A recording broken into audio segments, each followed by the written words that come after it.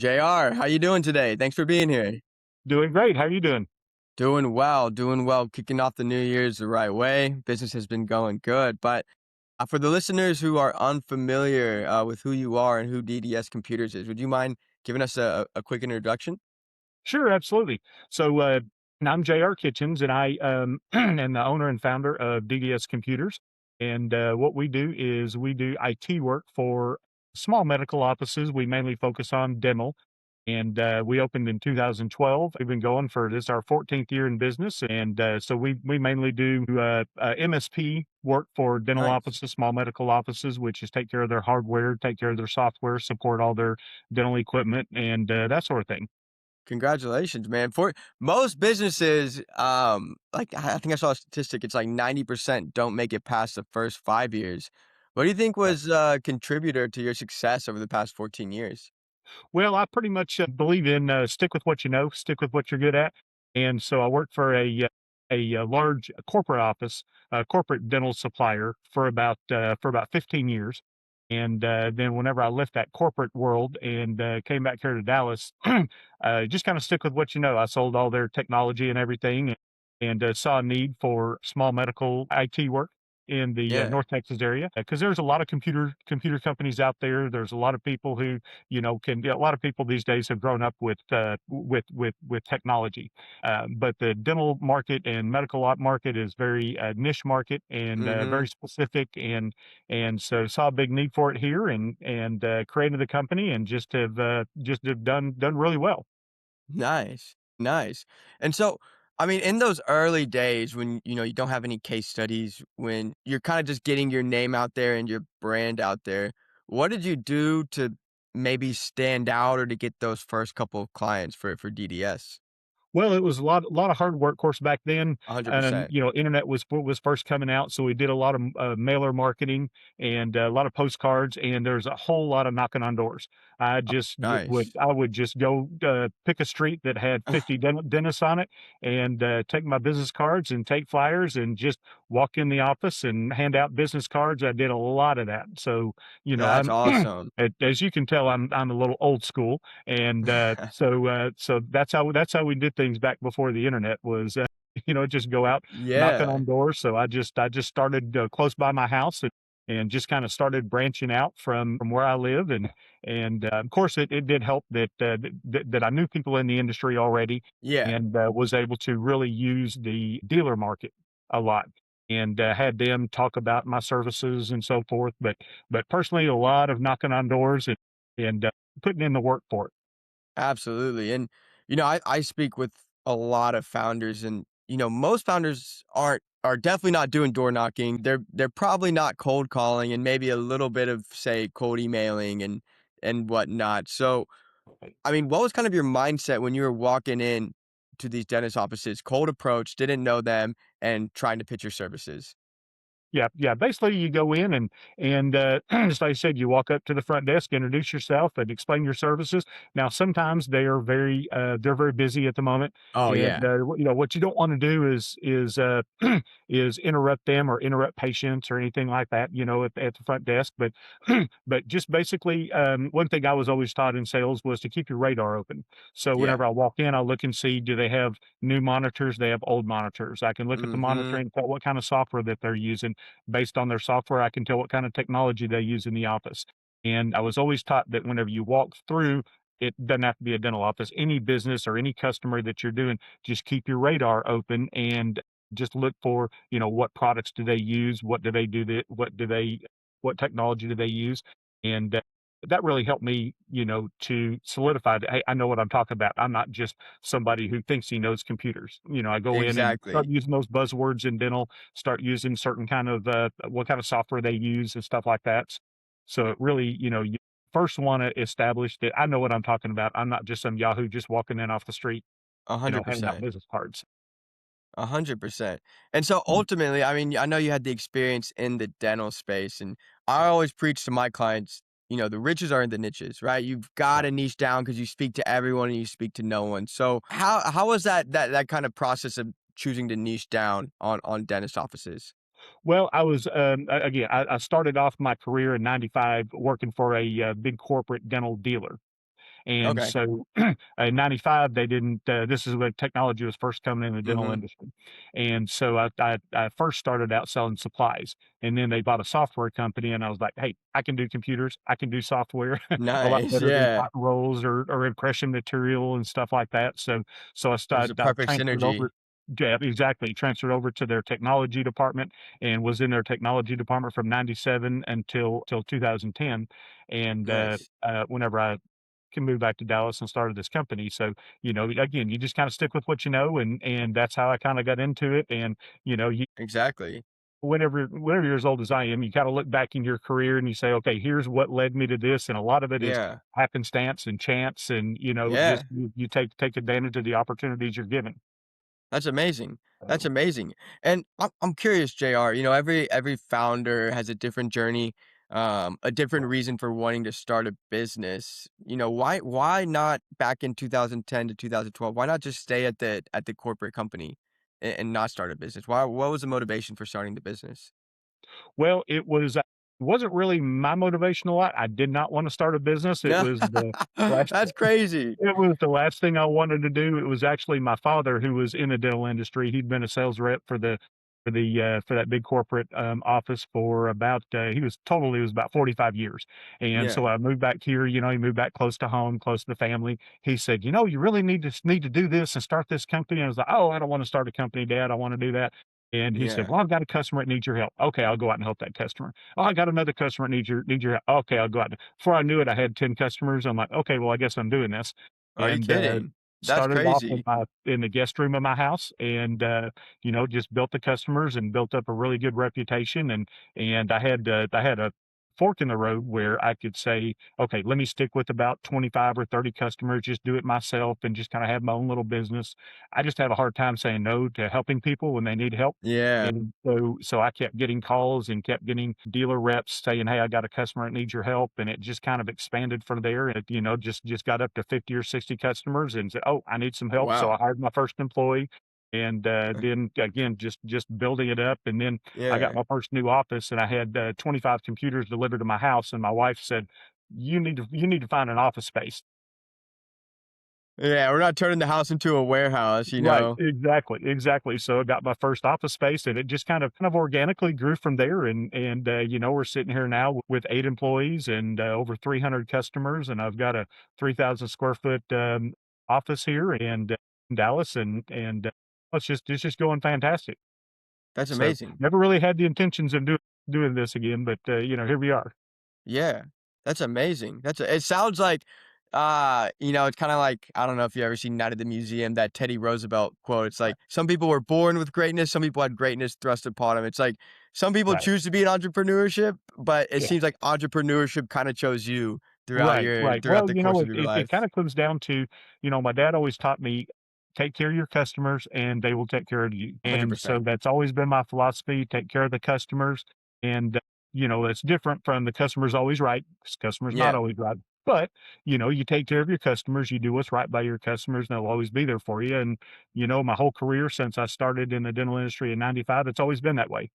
It Wow. just take care of the customers, and they've always taken care of me. So I've just got some fantastic customers, and so I'm actually still doing business with the first customer I ever got That's back in amazing. 2012. The first customer Yeah. I ever received. He's still a customer of mine. That's beautiful, and I always say that because when I work with clients, a lot of my clients are running off referrals, and I'm like, Right, "It's great that you're running." I mean, I always like to say, "Hey, we need to do some more cold outbound. We need to do this. We need to do that." But right. it is always good when I hear someone's business is getting referred because that means 2 things. It means you delivered a great service and they enjoyed working with you. Because I wouldn't refer anyone who I didn't enjoy working with because they're putting their name on the line when they do that. So that's Yeah. awesome, and to go from where you're at to 300 customers, I mean, that's impressive, and me and JR had a chance to talk off camera before, and he's opening a new office in San Antonio, so how's that been going, kind of dealing with the expansion now? Oh, it went great. It was really good. And of course, I worked in San Antonio before I came here to Dallas, Yeah. and so I knew a lot of the customers and a lot of the people down there. And had a lady call me and say, hey, I need some IT work down here. And I'm like, okay, you got to understand that you're 5 hours away from me. So the fastest I can get down there is 5 hours. She said, "That's fine. As long as you take care of me, just do it." So she was Yeah. a customer of mine for a couple of years, and then she called me and said, "Hey, we're moving our office. We're doing an expansion." You know, we went from, they were using 5 operatories, and they expanded up to 8 operatories, brand new ground Wow. up building. So we went in and did all the cabling and for data and phone and audio visual and all that kind of stuff, and Yeah. and then, over the holidays, she decided that's when she was moving her office, so we went down and moved it, and it was great. It was a 2-week process, and got her all moved in and got her set up. A beautiful, beautiful office in, down just Amazing. south of San Antonio in Pleasanton, so but we're kinda working into right now into expanding into different markets because it's difficult to do IT work from 5 hours away. Yeah. So we're actually looking at, we're gonna be franchising in the next couple of months and opening up franchises across the state and eventually across the country. Beautiful, beautiful. JR, every entrepreneur is a little bit different, and when you're at that point of expansion, you're at a crucial point because it's like, do I kind of go out and do I make myself uncomfortable, try something new, Right, put more weight on my shoulders, or do I stay in this kind of right, zone that I'm out, that I'm already seeing success in, that's already keeping the life that I want. So right. what was kind of that thought process that you were going through when you're like, all right, we're gonna expand? Well, it's kinda like what I said a few minutes ago, where whenever I first moved back here to Dallas, I didn't really wanna Hmm. start a company. Then my dad's like, "Hey, I got a customer that needs your help." "Okay, fine." Yeah. Help them. Then another one, and then I'm like, "Okay, I got 10 customers, I guess I'm doing this." Yeah. And it's kinda the same way. It's like I'm here in Dallas, we're growing here in Dallas and doing great. Then I had my first customer. I said he closed his office, retired, moved to Lubbock, and said, "Okay, I don't wanna retire, I wanna open an office, can you come and help me?" Yeah. "Sure." So I've got a couple of customers in Lubbock, then this customer in San Antonio. Okay, San Antonio, but again, I can't really help them very well from 5 hours away, Yeah, and so it exactly. just kinda organically happened where it's like, okay, I've got customers in San Antonio, I've got customers here, got customers there, and I've been to different conventions, and I've always have customers from other cities saying, "Hey, when are you gonna come to this city?" So it just kinda happened organically, and Yeah.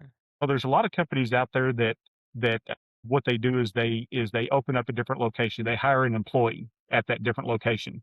And so I thought about that possibility of opening a location with an employee. The problem is with an employee, it's a job for them.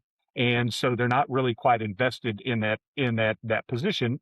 And at any 100%. given time, they can say, "Oh, I get another dollar down the road. I'm gonna go down the road." Then all of a sudden, I've got all these customers I need to take care of.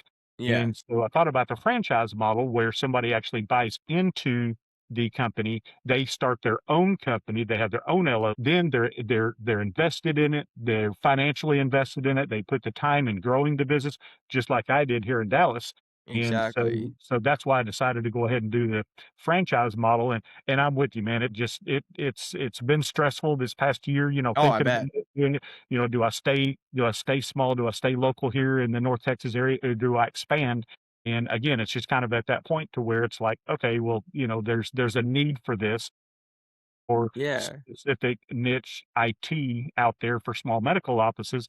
And so it just kind of organically happened. And here I am. I'm like getting ready to Yeah. roll the franchise in a couple months, and we're real excited about doing it. Absolutely. Absolutely. And, in business and in personal life, like anytime you're experiencing growth, there's a certain amount of pain that's associated Yes. with it, but you don't grow being comfortable, which is something that I kind of hear from that story. And with you, you're very niche down, Jr. You're Mhm, working with dentist offices in Texas, and specifically in a few of the metropolises in mhm. Texas. So how important is your personal brand and the relationships you build when you're operating a business like yours? Well, a personal brand is very important because you've got your reputation out there, and 100%. especially in the niche market like the dental industry, it's a very small market. So Yeah. everybody People knows talk. everybody. Yeah. Everybody talks to everybody. And Uh-huh. so, that reputation building, doing right by your customers, word gets around, oh, this is a great guy. And just like you said earlier, referrals are just the king, in everything. The Yeah. best customers come from referrals. And, I said we do mailer marketing, we've done internet marketing, stuff like that. But the best customers I have come from referrals, and so that brand marketing is very important. And right now people say, "Oh, just call DDS." They used to Yeah. say, "Call they are" all the time. Now as we've grown Yeah. and now we've got employees, and so now everybody says, "Oh, call DDS if we have a problem." And Yeah. so everybody knows us as DDS, and again, that's not anything that I did. That just happened naturally. And, Absolutely. calling us DDS, but that brand marketing is really important and, just everybody, have that good reputation, getting your name out there, and it's a really important thing. Yeah. I've always been told that, you touch customers 3 times and you finally get through them. So you touch them with, with mailer marketing. I try to, go out. I don't do all my work remotely, you know? Yeah. Actually go to the offices a lot, and I really strongly believe that if you handle all your customers remotely and on the phone, they don't ever get to see you. You don't get that opportunity to develop that relationships. So 100%. every opportunity I get, I go out to the offices and talk to the customers. They can see me. I don't ever want them to say, "Oh, I haven't seen my IT guy in 3 years." I want them to say, "Oh, yeah, I just saw him the other month, and he came by and he just was in the area, stopped by." I do that a lot where I Yeah. go do one call, and then while I'm there, I'll go ahead and visit some customers, and so they can see me, and, you're touching them 3 times, and that just builds that reputation and builds that relationship. That's amazing. I love that. I love that. And I think I think you're kinda touching on a point that I'm kind of experiencing in my business right now, and it's when you're starting to hire your first couple of employees, when you Mhm. kinda take it away from JR's business to DDS Right. Computers. So, how did you kinda not necessarily give that personal brand up, but how did you feel when you first started kinda giving the keys to the kingdom to an employee? Yeah, it's very, very hard to do. It's 100. extremely hard to do. I was told by one of my customers in the dental industry, they use labs and stuff. I was told by one of my customers the problem they have using some people, especially new people, is they start off and people want to deal with you. They want to deal with the owner. Then you start hiring somebody. Well, that somebody is not you. They start dealing with somebody else. So Mhm. it's extremely Different important. nuances. Exactly. Extremely it is very important to me that they came with me and saw how I interacted with the customers. They saw Yeah. what the ethics were in an office, the things you're supposed to do, things you're not supposed to do. And I really want all my employees to kind of mimic me and how I take care of the customers. And now not everybody works like I do. And Yeah. I've been a manager since 2005 in Wow. a big corporate office as well as, this company. And the hardest thing for me was, "Oh, I'll just do it myself. I'll do it myself." And Just it's just the delegating. hard So tough. you know, Scary. the hardest thing as a manager and the hardest thing whenever you start your own business is, like you said, releasing the keys to that kingdom, and Mhm. let people do your business. But, I've always felt like it's important that people, ride with me. They see the way I do things. And it's always constant communication with my employees. You don't want them just out there running ragged on their own. So I'm always communicating with my employees. We're always having meetings and discussing customers, discussing issues, and just making sure everything is up front on the table. Let's get it taken care of. I don't worry about what's in the past. Let's worry about where we are right now. How are we going to take care of that customer from right now moving forward? Absolutely. Absolutely. That's awesome. I really like that, and, maybe this is something that is more of a question that I'm really curious to hear, but I'm sure some listeners would also be curious to hear. But when you're going through that hiring process, what do you mainly look for? Is it the skills? Is it the experience? Or is it just kind of the overall character of the prospect that you're hiring? Well, whenever you're hiring with somebody, what I've in all the years that I've been hiring people, it's kind of like referrals. Referrals are your best customers.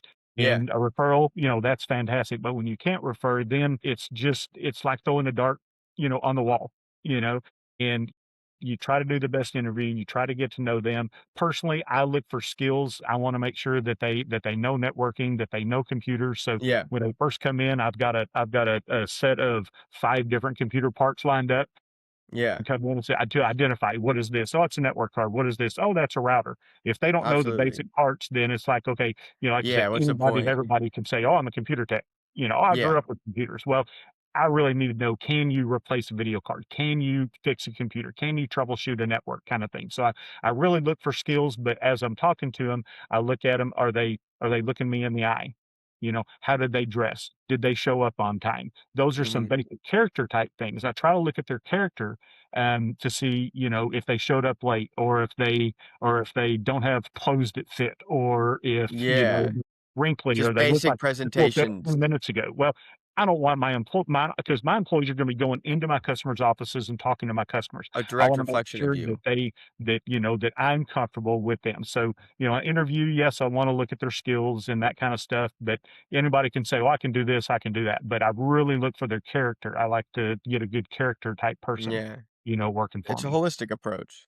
Exactly. And that's what makes it so difficult, especially in today's market, to hire the correct people. It is. It's very, very hard, and we've gone through our share of employees who were here for 3 weeks or a month, and they just didn't work out, and, it just happens. Well, that's just Yeah, the way that it is, and, you can't just hold on to somebody just because, okay, they don't fit into the group, they don't fit into the crowd, they're not taking care of the customers, and it's, "Oh, I just really want them to work because I picked them." Sometimes they just don't work out, and yeah, it's always best for them not being in a comfortable situation, go find something else, as well as for my business, I wanna make sure that my employees are following, what our, mission statement is, taking care of the customers and that kind of thing. So it's as important to exactly. my business as well as it is for them and their personal growth. If they're not happy, then they've got They're to not find gonna something else. produce, yeah, Yeah. it's just a lose-lose at that point, Right. and that's why hiring can be so tricky, but it is when you do get that A player in your business and you really can trust someone that you're like, "Hey, I can delegate this work to you, and I can start to work on, say, higher leverage tasks." I mean, that Right. is the beautiful part in business as Yes. well, Yeah, I've but noticed that there's a lot of stuff in my business right now that, for instance, whenever I'm staying after 5 o'clock and I get a phone call and I pick up the phone and have a customer say, "I want to pay a bill." I don't have a clue how to do that. I have no idea. It's been 10 years since I've actually taken a Yeah, so I have no idea. But, some of those things, there's a lot of stuff that I think back now that I did whenever I first started that I don't know how to do. I don't do anymore, but that's having confidence and having faith in the people that you hire. absolutely, When you have somebody who's been with you for 5, 7, 10 years, it's so important to have those people and to be able to trust in your employees. absolutely, absolutely. No, that's awesome, and, they say, like, you gotta crack a few eggs to make an omelet, but you Absolutely. do have to kinda go through, some bad employees to kinda find that diamond in the rough. Yeah. But Yeah. no, it's awesome that you've kind of found a solid team, and it's Right. a holistic thing. It's the culture, character, skills, it's Yes. everything. So that's why when you Yes. do find that right person, you're like, "Pff," Yeah. you know? Well, and that's one of the hardest things I think as a business owner, whenever you do expand, you do grow, and you've got your employees in there, you still want it to be what you originally want it to be. It's your business, and the business needs to mimic you, needs to mimic Yeah, how you built the business. And I think that our customers, even today, our new customers, still will say, "Hey, it's a family owned business. They take care of their customers." They things that I really stress on my employees is don't talk over the customer. In IT, it's really easy to talk over the customer. Use big yeah, words, use gigabytes and gigawatts and all those, yeah. You could be big speaking words and Spanish stuff to like them, that. and they would have no difference. Right, you gotta bring it down to their level, speak to them in layman terms, and that's one thing all my customers have always mentioned to me. They say, I never feel small around you." I Beautiful. always feel like I know exactly what you're talking about. You Yeah, explain everything to us, and whenever you're in a field like IT where there are people, not a lot of people understand it, it's real important to make people understand, from a layman's terms, what's going on with the equipment that they have. well, the power went out, the power went out. Look I've at got an that, automatic yay. light. I've got an automatic light, Exactly. so if I sit here so too long, my lights go off. Yeah, So I gotta do technology, my it best. works in beautiful ways, but sometimes it works against us. That's awesome. So no, That's that's great. great, and I wanna kinda take a step back from your journey as a founder to kinda talking about the technology in the dentist field. Like, we've seen technology advance every field, but what kind of specific problems are you alleviating it in the dentist industry, in the dental industry? Right. Well, the biggest thing in dental and any small medical office is they have to follow HIPAA, and Yeah, so that's kind of an ongoing project thing that we've got going on. Whenever I always call him Uncle Bill Gates. Whenever you go from Windows XP to Windows 7, from Windows 7 to Windows 8, Windows 8 to Windows 10 to Windows 11, all those changes, everything has to be on the current version. So we're constantly upgrading computers, we're constantly replacing computers, making sure that they're all HIPAA compliant.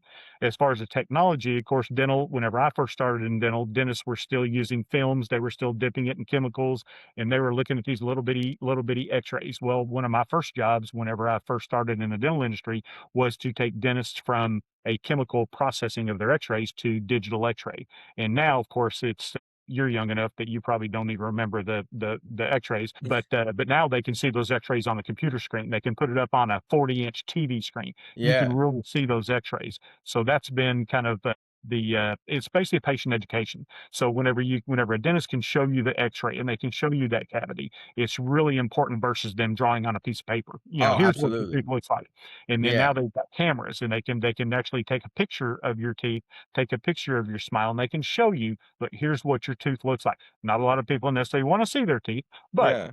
it's Yeah. really important for that patient education. And so here lately, the biggest technology advancement right now in dentistry is 3D. So they take that X-ray of your head. Now they've always had the smile, they've always had the head, but now they can actually take that and they can put it in a 3D model. So they can take your jaw and they can put it in a 3D. They can do things like implant placement and stuff like that. So a lot That's of the, cool. the dentists they can do more services inside their practice versus sending them out to a specialist. And so 3D has really helped with that. And then, of course, now everybody's talking about AI. And so Yeah. AI is just now coming into the dental industry, helping the admin office as far as finding insurance that's still remaining, helping their Yeah. patients maximize their insurance, but it's also helping the dentist in the imaging and saying, hey, here's a place that you need to focus on. Here's a place that you need to look at. And because the AI, they can really go deep down into those pixels and they can really go deep down and they're not reading the x-ray for the dentist, but they are helping the dentist and it's an aid to the dentist. Yeah. To really help with that. So the AI is really starting to come in and of course it's coming up with new things every day with AI. Absolutely. No, you really transitioned into my next question because I run an AI agency, so I talk AI every day, and every niche has their what they think about AI and how they can actually use it. So, can you kind Right, of elaborate on kind of what you're seeing with the dental industry and AI right now, and kind of where you think it's going to go in the future? right. Well, it's of course impacting, every industry all over the place. All over, I like the know internet. personally, whenever we call into some support, there's actually, it's funny because 2 weeks ago was the first time I experienced this. Typically we call into support, we get a support agent on the phone, I explain the problem, and the support agent helps me. Well, 2 weeks ago, I was in an office and I called support, and this new AI support agent got on there. And I'm like, oh boy, here we go. I'm talking to a computer. This is no. Yeah. And I tell you, it was fantastic. It really shocked me. Whereas, the AI said, "Okay, what's your problem?" Said, "Here's what the problem is." Okay, we'll try this. The AI support agent walked me through exactly what to do a hundred and to percent. fix this problem within the software. So that's the first time that I experienced that. Of course, you Yeah. get online, you talk to the AI bots and stuff, and but this was it. So Yeah. that's the first time I saw it affecting my business was Yeah. a AI support agent actually walking me through, asking me questions about what's going on in the software. It was absolutely amazing. I thought it was the coolest thing. It was really neat. It Uh, is cool. It you is know, cool. and as far as the dental office, I mean, of course, they've got AI when the very, very first time that you call an office, they can have an AI assistant, answer the phone and help you with scheduling. I'm seeing that mostly right now in offices where, the patient calls in and the AI assistant can help them schedule an appointment. They can help them find an appointment. They can help them look up their balance, and they don't have to have a person on staff to actually do that anymore.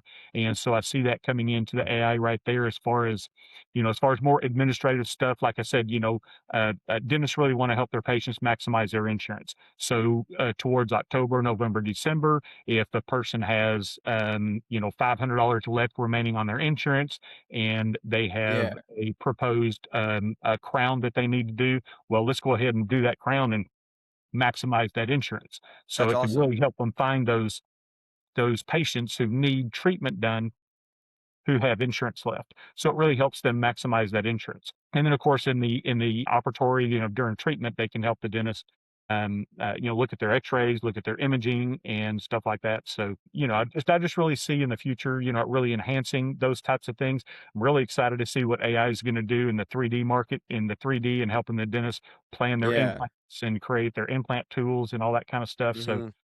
it's just I'd never expected where it is right now. I never expected It an AI support agent to walk me through how to fix a computer, but, happened 2 weeks ago. There it is. It's insane.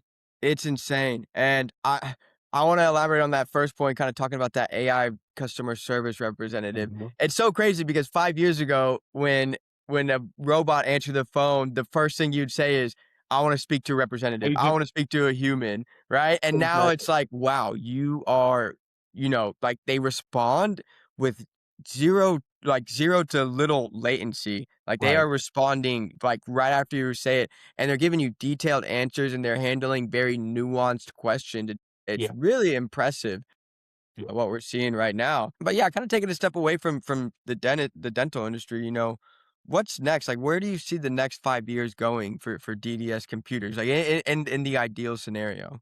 Right. Of course, the franchise expanding Yeah. out of just North Texas, expanding to different markets in Texas and New Mexico, Louisiana, Arkansas, and Oklahoma, and of course across the country. I really see us expanding outside of the dental industry, getting into more industries like you think about a small dental office, getting into other industries such as optometry. I have a few Oh yeah. optometrists that I deal with, veterinary. And I've got a few heart specialists. I've got lung specialists. I've got foot specialists. So we've just kind of these are people that my dentist said, "Oh, I've got a friend who's a foot doctor here, go over and help him." But Yeah. actually marketing to those offices. So as we expand with the franchises, I really see us, expanding into more of the staying in the medical field, but Yeah. really expanding into different small medical offices such as optometry, veterinary, stuff like that. Just sticking with Yeah. that with the same kind of concept, but just expanding to other small medical offices. Absolutely. Man, big plans for 2026 and, Yes, sir. going through the rest of the 20s. I love to hear it. I Yes, really sir. do. And JR, I always end all my podcasts on this question, and I'm really, really interested to hear what you would have to say. But if you had any advice for any founder who say is struggling with the growth, you got down and dirty and did the door knocking, did the cold calling. What advice would you have for that founder who's kind of at that point where, they're just kind of stuck? Yeah. Well, it's stressful, It and it is. was in the best thing is, you gotta come up with a plan, and Yeah. once you come up with a plan, you come up with your strategy, stick to that plan, make it simple, don't make it too complicated, have your step 1, 2, 3, 4. When I reach this step, go to this step. Don't skip your steps, but, the biggest thing is stick with your plan, make a plan, stick with it, execute on that plan. Just like any sales, teaching, or really anything else. You come up with a plan, you execute that plan, you stick with that plan, and of course, along the way, you're going to have to adjust it here, adjust it there. Oh, that didn't work. Oh, trust me, I've had many, many years where it's like, oh, I'm going to try this. Oh, that didn't work. Okay, forget that. Oh, next year. Oh, here, I'm going to do. Oh, no, that didn't work. Do that. I've been through a lot of, of my own, you know, successes and failures, but the thing is don't ever stop trying. Don't ever Absolutely. just sit there and say, don't ever give up. Don't ever sit there and say, "Oh, this isn't gonna work, that's not gonna work." Yeah. Develop your plan, stick with your plan, execute your plan, and adjust it along the way. Beautiful. I love that. And JR, if I'm, say a potential person who wants to franchise your business or a dentist who wants to get in touch with you, what would be the best way to get in touch with you or DDS Computers?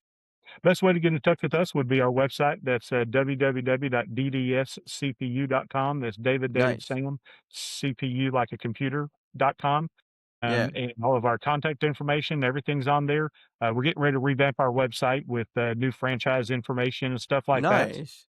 But our website's up and running right now, and it's got our information on there. Please reach out. We're looking for good people for future franchises. Amazing. Amazing. Well, JR, thank you so much for being on the podcast, and I wish you the most success in Thank you 2026. very much, Santiago. Man, I appreciate it, and best luck to you as well.